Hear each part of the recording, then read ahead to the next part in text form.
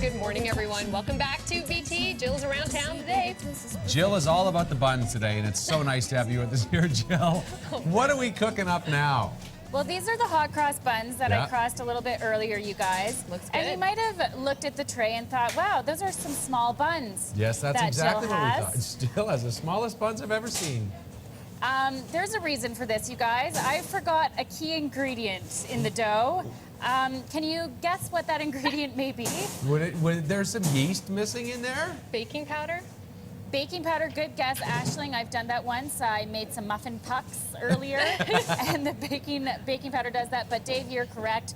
There are no yeast in these buns, so maybe we'll toss them in the oven and bring back some nice dense buns to the studio. No, Jill. Hot cross pucks, my favorite.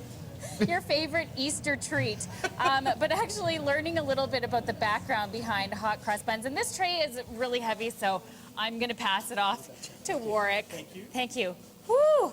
Arms are shaking there. That's a heavy tray. Now, there's actually some interesting background about the hot cross buns. What's the story behind the buns? That's right. Typically in Christian countries, historically, it was always eaten on Easter, sorry, I should say Good Friday. Yes.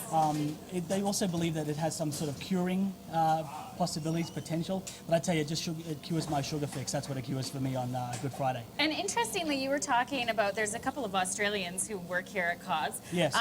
What's a North American trait? The recipes differ a little bit out here. Yeah, they certainly do. Like, I mean, we find in North America, I mean, and I tell you, I love it myself. We love the sweets. So we ice more of our product. We change the dynamic of it all a little bit there. So. Okay, now we're making a savory recipe here. Yes. What are we making up next? What we're making is one of our classic savory items. It's called a Twisted Delight. Basically, it's made with a white dough, and then all of these savory goodies that are added. And over there is the Sweet Chili Delight, which is sweet chili sauce and cheese, and our chive and cheese delight. Okay. There's also a ton more. I mean, there's the pesto, sun-dried tomato, and it just differs what you put in the middle, right? You can put anything in these things. Okay, so we have our dough all nice and flattened out here. So Yes. get us started on what we're going to put on the inside. Okay, perfect. So I'm going to make the cheese and chive delight. So I'm just going to grab a good handful of cheese, as we all love cheese, and bread and cheese is perfect. So we'll put a good handful. Don't be shy. Now I'm doing the sweet chili. Do I do the cheese first or the chili first? You put the chili sauce on first. Okay. Yeah, that's perfect. A splash. That's it. No, that's perfect. Generous. Yes, that's helping good. of chili on this one. That's great. Okay. You give it Smush that around. That's it. Perfect. Right out to the edges there, and that's great.